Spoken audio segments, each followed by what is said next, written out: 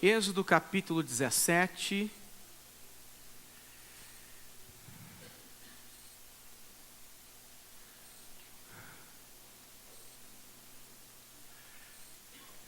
Verso 8.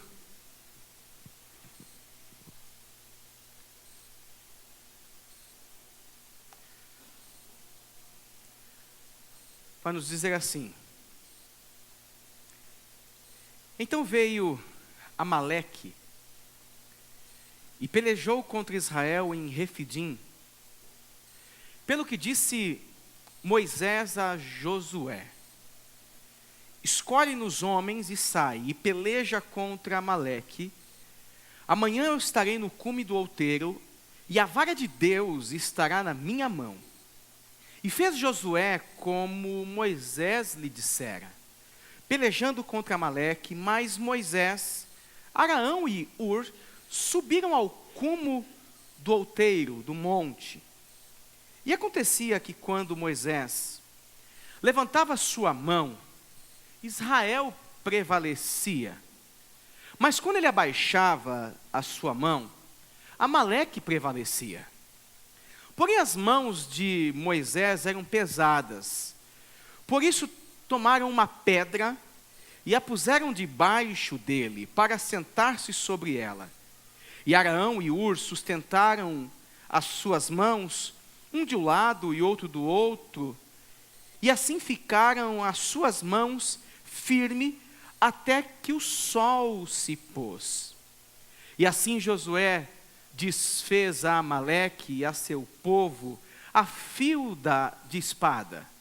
Então disse o Senhor a Moisés: escreve isto para memorial, ou para memória, num livro, e relata-o aos ouvidos de Josué, que eu totalmente hei de riscar a memória de Amaleque de debaixo dos céus. E Moisés edificou um altar, e chamou o seu nome: o Senhor é a minha bandeira.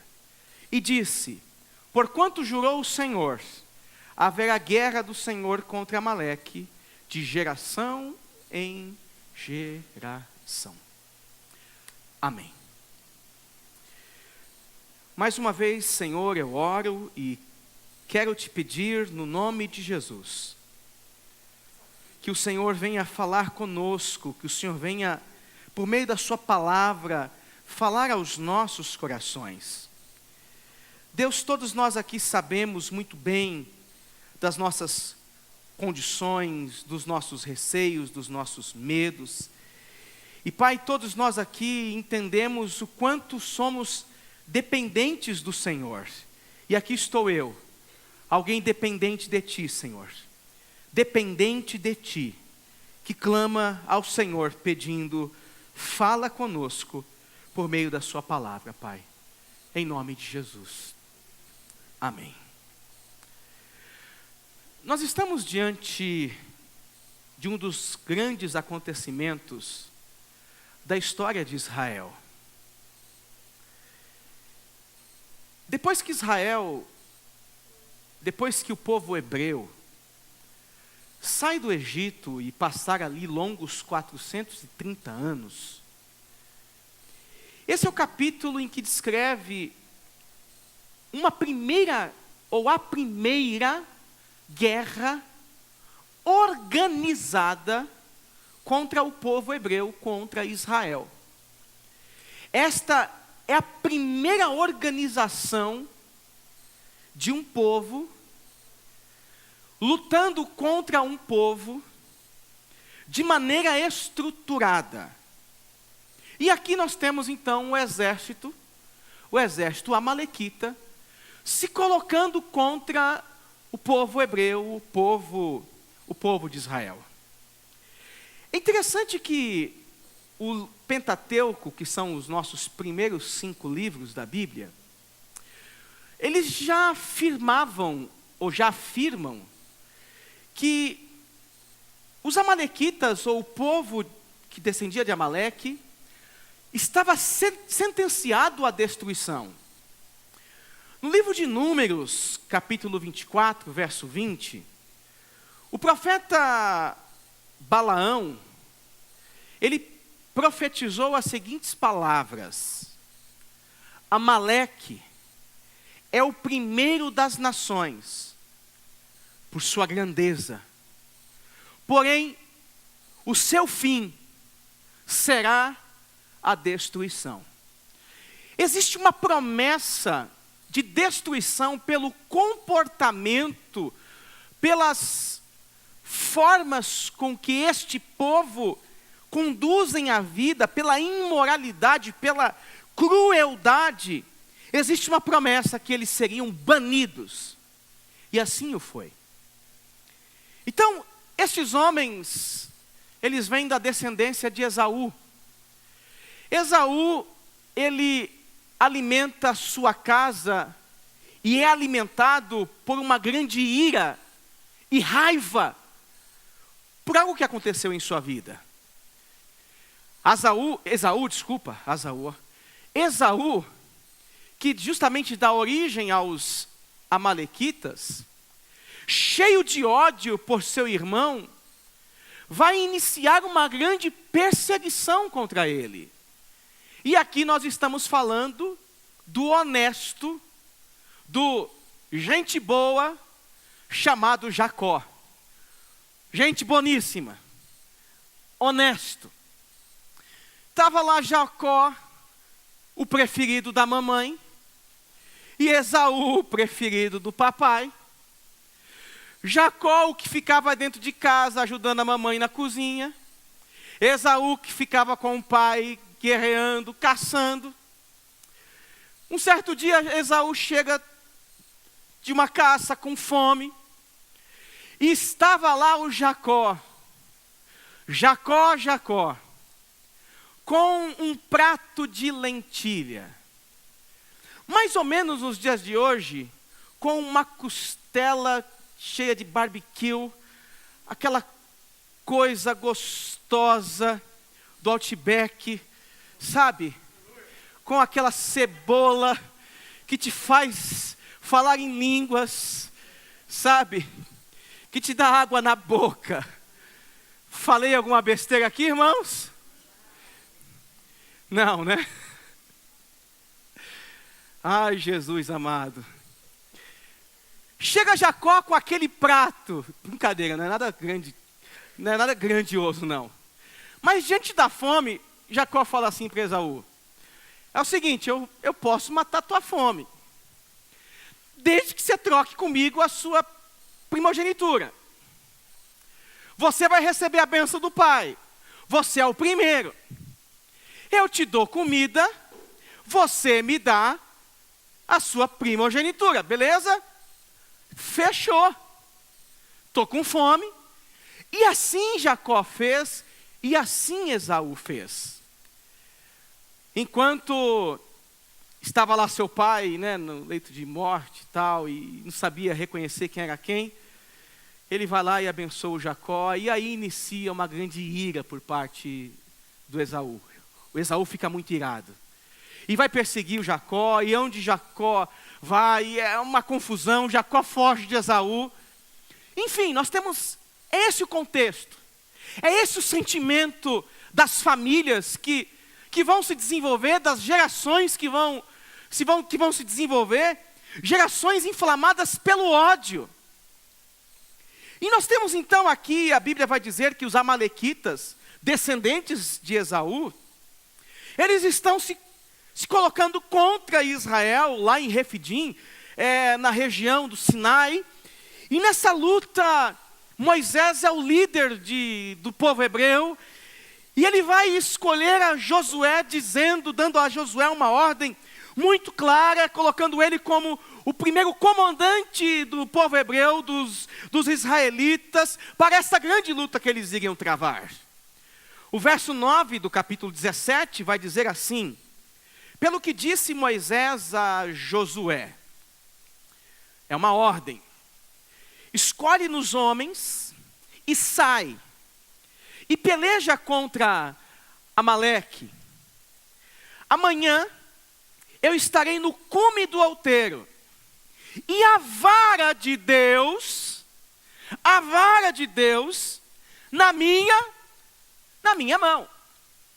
Que vara que é esta? Vamos nos recordar também da história.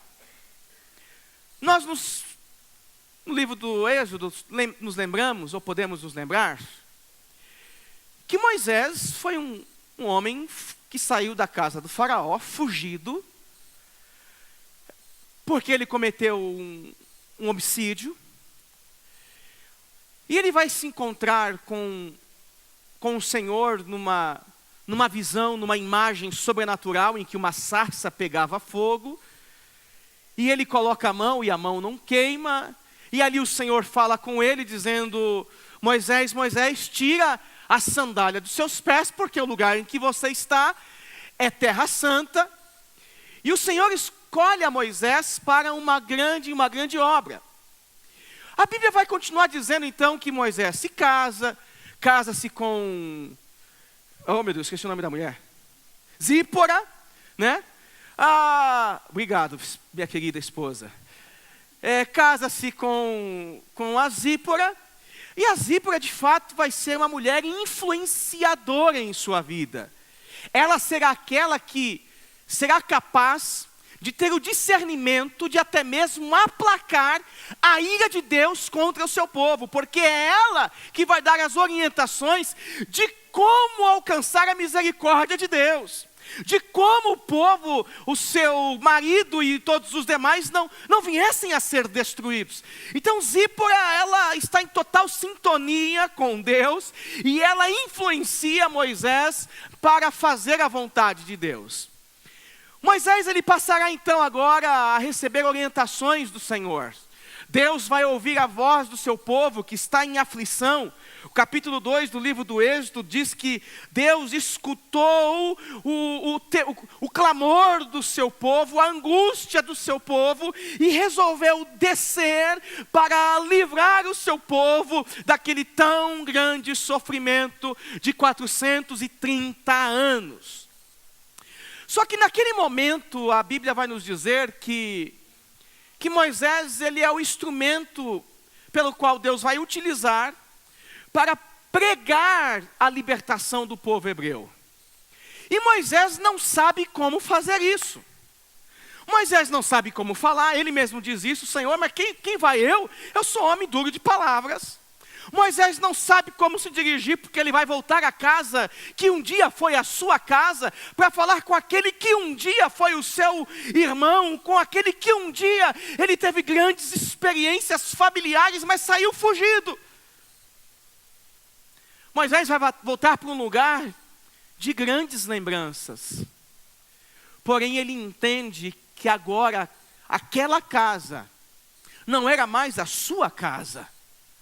Aquele lar não era mais o seu lar. E aqueles homens estavam, na verdade, oprimindo aqueles que agora ele entende que eram o seu povo. Os seus patrícios. Pois bem. E aí, Moisés se depara com o seguinte fato: os deuses do Egito são muito poderosos. O Egito é muito grande. Faraó é muito grande. Existe muito poder por trás da autoridade do Faraó. E aí, diante desse momento de incredulidade, Moisés, ele se depara com os sacerdotes de Faraó, que literalmente o texto está dizendo que eles tinham o poder de pegar, transformar paus em cobras. E Moisés, incrédulo da vida por tudo o que está acontecendo, Deus fala com ele: ô Moisés, pega esse cajado aí, joga no chão. E o cajado se transforma numa cobra. A cobra vai lá e engole as cobras do sacerdote. E ali o Moisés pega de novo a cobra, e a cobra volta a se transformar num cajado. Então, o Moisés, ele vai se apresentar em cima do monte com esse cajado, que não é o cajado da fé. É o cajado que responde à incredulidade. Não é o cajado da fé. É o cajado que responde à incredulidade de Moisés. Porque foi por meio da incredulidade que aquele cajado passou a representar muita coisa para ele, muita coisa para o povo. E aí, Moisés sobe para o monte, justamente para se tornar visto por todos os soldados que estariam ali lutando aquela batalha.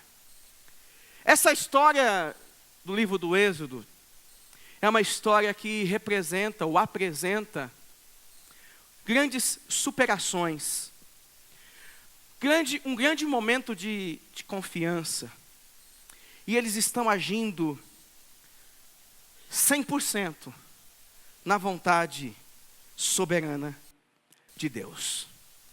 100% na vontade soberana de Deus.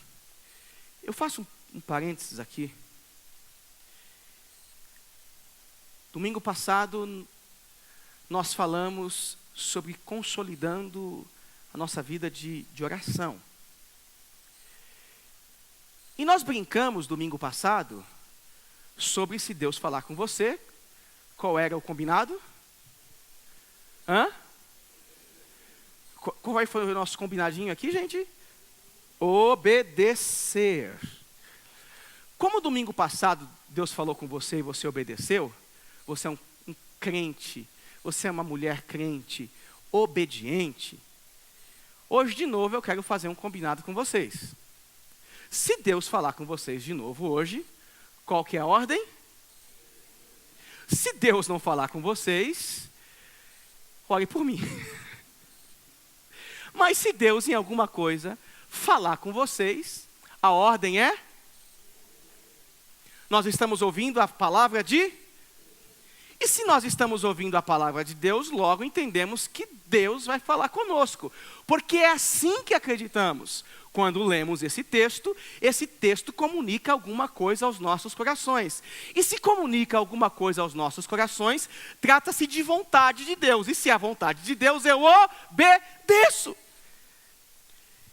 Então Moisés, juntamente com toda a sua casa, com todos os seus liderados, o povo hebreu, o povo de Israel, eles estão aqui agora concentrados em uma única coisa: fazer a vontade de Deus.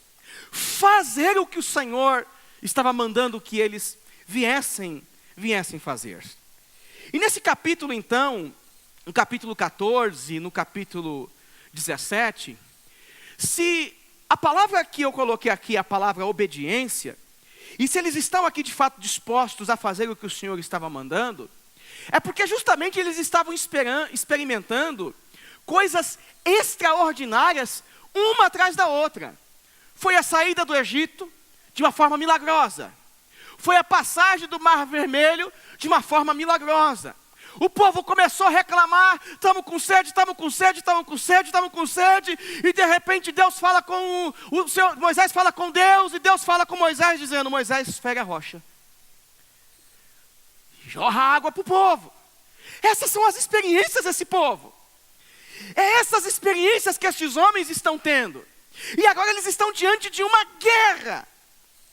E aí Deus vai falar com Moisés no capítulo 17, verso 5, dizendo assim: Então disse o Senhor a Moisés: Passa diante do povo, e toma contigo alguns dos anciões de Israel, e toma na tua mão a tua vara com que feristes o rio, e vai.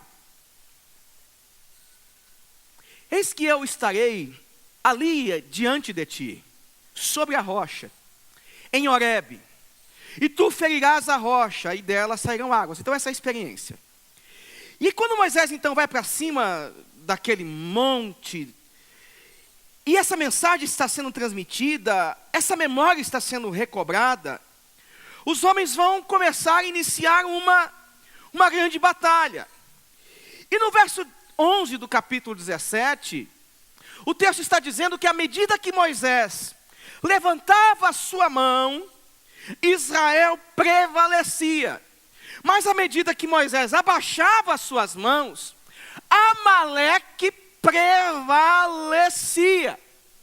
Nós podemos pensar aqui nessa noite, meus irmãos, que Moisés em cima deste monte, ele representa todos nós que lutamos batalhas intensas na vida, confiando em Deus através de nossas orações. Moisés pode representar ou fazer esta representação de modo perfeita, que somos eu e você. Gente que está lutando todo tipo de batalha, gente que está lutando todo tipo de dificuldade, enfrentando todo tipo de dificuldade, por meio da confiança, através de oração. Só que o texto vai dizer no verso 12 do capítulo 17: porém, as mãos de Moisés eram pesadas. Moisés até queria, mas não conseguia manter as suas mãos no alto. Moisés até queria, mas não conseguia sustentar as suas mãos lá no alto. Esta é a nossa realidade. A gente até quer ficar de pé, sempre, mas nem sempre conseguimos ficar de pé. Nós até queremos ficar de mãos erguidas, mas nem sempre conseguimos ficar com elas erguidas. Porque uma hora chega o cansaço, uma hora chega a pressão, uma hora chega as dificuldades, uma hora chega o desânimo, uma hora chega a angústia, uma hora o medo bate à nossa porta, e ele nos envolve, e nos abraça, nos arrebata e nos lança para trás, e a gente até queria ficar onde nós estávamos. Mas às vezes a gente não consegue.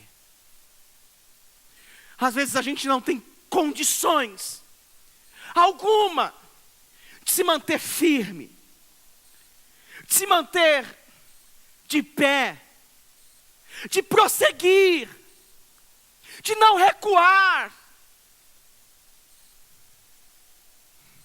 A gente até quer avançar, mas tem coisa dentro de nós que é muito mais forte do que a gente. Aí você diz: Fernando, mas e a fé? Mesmo com a fé, mesmo com a fé, mesmo dobrando os joelhos, mesmo em oração, tem determinados momentos da vida que a gente até quer não desistir, mas a gente não consegue. A gente desiste. A gente não consegue. As mãos baixam, se abaixam. E nessa noite eu quero falar sobre, então, consolidando as nossas relações e as nossas amizades, porque elas são fundamentais para que a gente consiga persistir, avançar e superar as batalhas da vida. O verso 10 do capítulo 17 apresenta duas personagens que são fundamentais na vida do Moisés. Essas personagens se chamam Araão e Hur. O verso 10 diz assim: fez Josué como Moisés lhe dissera, e pelejou contra Amaleque. Moisés, porém, Araão e Hur subiram em cima do outeiro. Nessa etapa do ensinamento de Jesus para as nossas vidas, nós devemos entender, meus irmãos e minhas irmãs, que Deus quer que nós venhamos consolidar nossas amizades. Deus quer que nós venhamos consolidar amizades que desenvolvemos com pessoas que podem sim nos ajudar muito nessa vida, que podem sim nos ajudar muito nessa vida, para fazer com que a gente fique de pé, porque às vezes tudo que a gente precisa é de uma boa mão amiga, é de um bom abraço, é de uma boa gentileza, é de alguém que nos faça bem, é de alguém que nos escute, é de alguém que esteja interessado em nós mesmos. É interessante que a Bíblia diz em Eclesiastes, capítulo 4, verso 9 a 10, o seguinte a respeito de amizade. É melhor ter companhia, escute isso por favor, em nome de Jesus. É melhor ter companhia do que estar sozinho. Eu vou repetir essa frase do livro de Eclesiastes. É melhor ter companhia do que estar sozinho. Porque maior é a recompensa do trabalho de duas pessoas. Se um cair, o amigo pode ajudá-lo a levantar-se. Mas pobre do homem que cai e não tem quem o ajude a levantar-se. Pobre do homem que cai e não tem quem o ajude a levantar-se. Quais são as pessoas que estão do seu lado? Quais são as pessoas que estão do seu lado? Quantas amizades você cultiva? Sabe qual é o nosso problema? É que nós queremos amigos. Amigos que somente concordem com a gente. Amigos que só concordem com a gente. Amigos que nunca falem a verdade. Esse é o nosso problema. A gente quer amigo para todo tipo de situação, menos para aquelas que alguns amigos, de verdade, têm coragem de dizer para você: ô, você é um cabeção, hein? Você é um burrão, hein? Você está errado. Quantos amigos assim você tem? Para começar, vamos ser sinceros. Com quanta gente você abre o seu coração?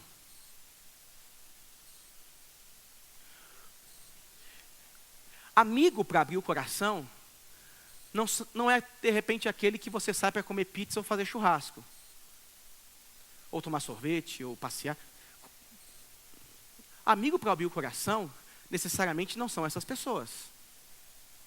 Amigo para abrir o coração é aquele que você vai falar, ele vai te escutar e ele também vai falar. Ele também vai dar no meio. Ele também vai te questionar, dizer: ô manezona, ô queridinha, cadê? Sabe, eu tenho me envolvido com algumas pessoas,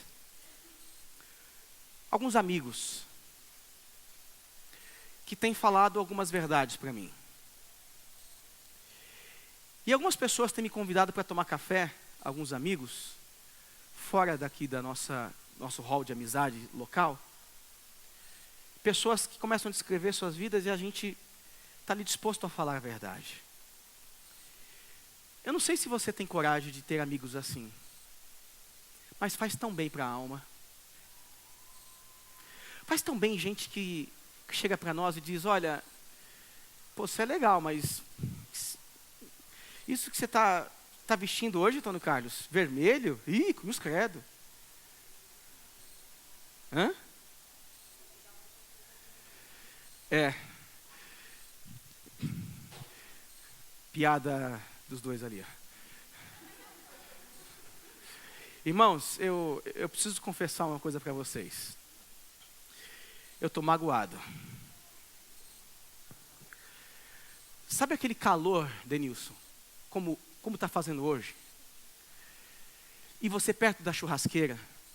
Na verdade, você na churrasqueira, servindo as pessoas, se colocando à disposição, queimando a mão, assando carne. E aí as pessoas te zoando. As pessoas fazendo chacota. Disseram que o meu churrasco só tinha sal, não era carne. Coloquei aginomoto, não sei o que lá. Gente, eu fui massacrado. Eu não vou tomar a próxima ceia com esse pessoal todo que fez piada do meu churrasco aí. Vocês vão ver. Eu não vou tomar santa ceia com vocês. Quem está me assistindo na internet é brincadeira, tá? Eu estou só brincando. É tudo paz e amor aqui, ó, beleza? O que tem a ver isso aqui, gente? Não sei.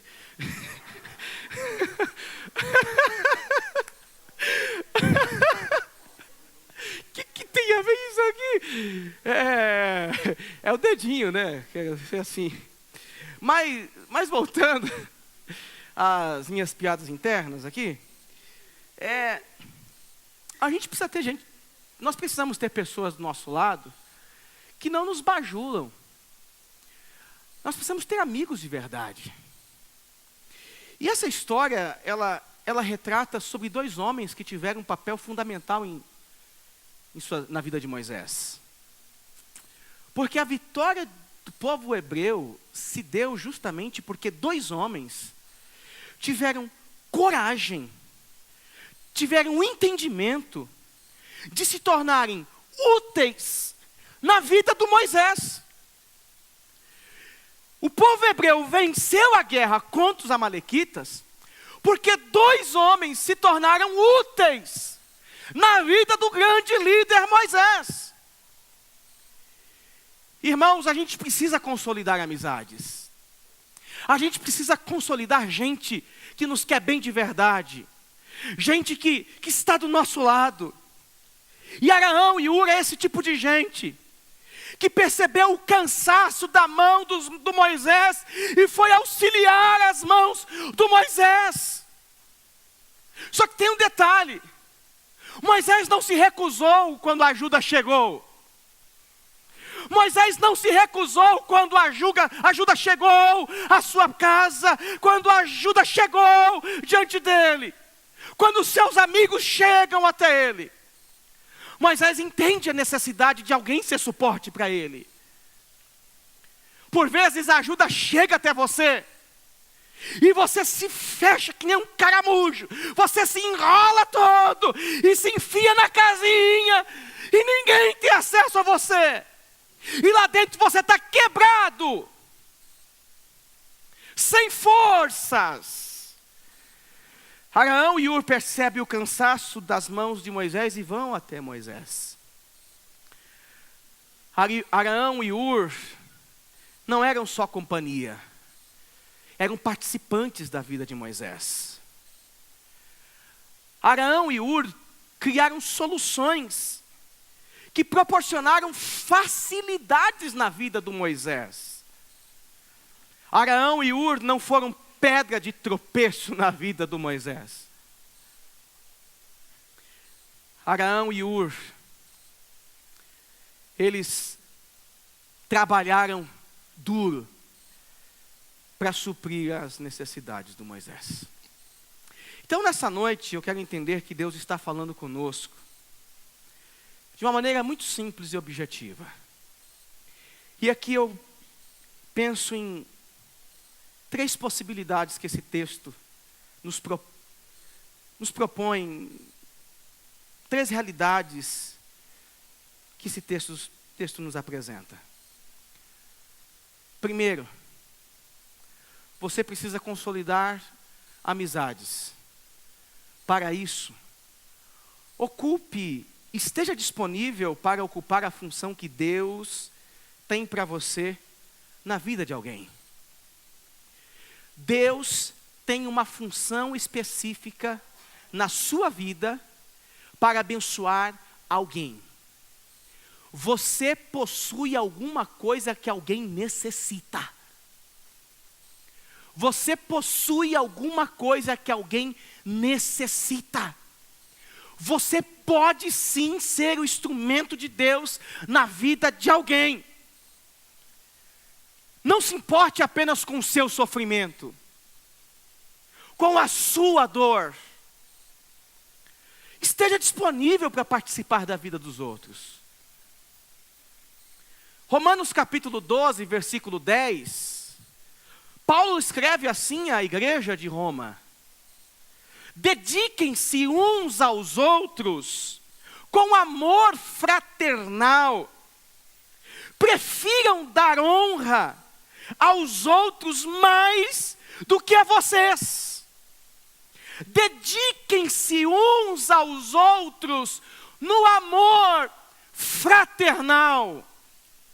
Esteja disponível para ocupar a função que Deus tem para você na vida de alguém. Entenda, por favor, que às vezes a nossa desculpa, como eu preguei domingo passado, é que nós não temos tempo para oração. Não continue utilizando essa desculpa para dizer: eu não tenho tempo para grandes ou novas amizades. Eu não tenho tempo para influenciar alguém ou ajudar alguém. Comece a cultivar as amizades. Comece a cultivar as amizades. Provérbios escreve, Salomão escreve em Provérbios: o amigo ama em todos os momentos. Esse é um irmão na adversidade. Nós temos irmãos na adversidade quando a gente encontra amigos. Segunda coisa que esse texto quer nos ensinar é: consolide amizades, trabalhando com dedicação uns pelos outros, pois todos nós temos valores. Todos que estão ao nosso redor têm valor. Todas as pessoas possuem valor. Se você focar em ajudar o próximo no meio da sua dor, você vai perceber que a sua própria angústia, ela fica de lado e você esquece dos seus problemas. E esse esforço em ajudar alguém torna-se remédio na sua própria vida. Irmãos, eu tenho essa experiência na minha própria vida. Quando eu tiro o foco da minha própria dor e passo a ajudar pessoas, me parece que Deus começa a curar a minha dor e me ajudar diante do meu sofrimento, diante da minha dificuldade. E à medida que eu vou sendo suporte na vida do outro, contribuindo na vida do outro, eu sou curado. Eu sou curado. Eu sou restaurado também. Quantas pessoas que você sabe que hoje estão passando por grandes problemas e que precisam de ajuda?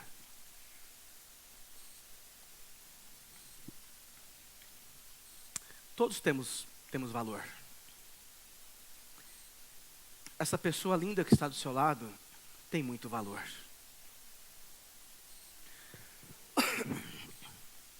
Essa gente boa que está atrás de você aí tem um baita valor.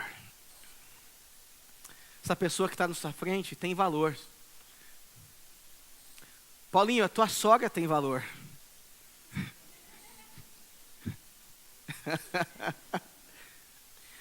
Todos nós temos valores.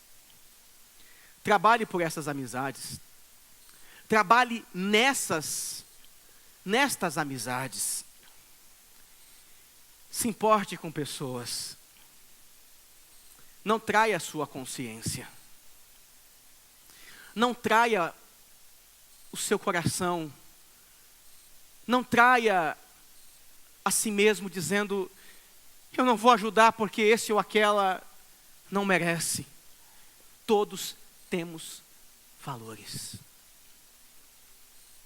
Num seminário, um famoso palestrante, ele mostrou uma nota de $20,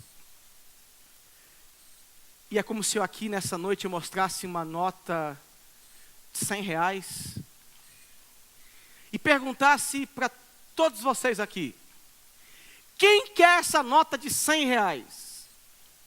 Qual o doido que não levantaria a mão aqui, levante a mão. Foi isso que ele fez. Na palestra, esse homem pegou a nota de $20 e perguntou para a sua plateia, quem quer essa nota? As mãos começaram a se erguer e ele continuou dizendo, eu vou dar essa nota para um de vocês, mas antes de dar essa nota para um de vocês, eu vou fazer algo aqui. Ele pegou aquela nota de $20 e amassou. E novamente ele perguntou para a sua plateia, quem ainda quer essa nota? Todo mundo levantou a mão dizendo, nós queremos essa nota de $20. As mãos continuaram erguidas. E ele disse, e se eu fizer isso aqui? Pegou a nota, além de amassar, passou no chão, pisou ela, esfregou ela, deixou ela toda suja, imunda. E perguntou de novo, e agora? Quem quer essa nota? Óbvio que todas as mãos se manteram erguidas. Então ele falou para a sua plateia, não importa o que eu faça com esta cédula, ela ainda vale $20. Isso também se dá conosco. Muitas vezes em nossas vidas, somos amassados, pisoteados, sujos pelas decisões que nós tomamos, sujos pelas circunstâncias que surgem na vida. Com isso vem o sentimento de desvalorização, de que nós não temos importância. Você continua tendo valor, mesmo amassado, pisoteado, jogado no chão. Você continua tendo valor. Você continua sendo alguém de muito valor. É assim que Deus nos enxerga. E é assim que nós devemos enxergar aqueles que estão do nosso lado. Pessoas que possuem valor. Terceira e última verdade que esse texto quer nos ensinar. Consolide amizades. Seja um Araão e um Ur na vida de alguém. Não deixe as mãos de ninguém caídas por falta de suporte.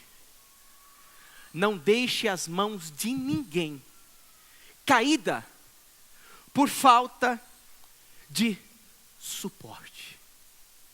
O texto vai dizer no verso 15 do capítulo 17 que pelo fato de Moisés ter tido esse suporte de alguém, Moisés edificou naquele lugar, em Refidim, um altar. E ele disse, o Senhor é a minha bandeira. No meio daquela grande batalha, cuja ação de Moisés era apenas levantar as mãos, ele encontrou gente que se tornou suporte e fez dele e todo o povo grandes vencedores para a glória de Deus. É disso que você precisa. Gente que te ajude a levantar a bandeira lá na frente. Gente que vai te ajudar a levantar a bandeira. E vai te dar a você levantar a bandeira cujo nome é Jeová Nissi. O Senhor é a minha bandeira. O Senhor é a minha bandeira. Quando suas mãos se erguem, você está dizendo: o meu socorro vem sempre do Senhor. A minha vitória vem do Senhor. O meu milagre vem do Senhor. Nunca baixe as mãos. E nunca deixe ninguém do seu lado de mãos baixadas. Podemos ajudar uns aos outros. Nunca chegue ao fundo do poço sozinho, porque tem uma porção de gente que quer caminhar com você nessa vida. Tem um monte de gente que quer andar com você nessa vida. Você não está sozinho. Você não está sozinha. Você não está sozinho. Amém?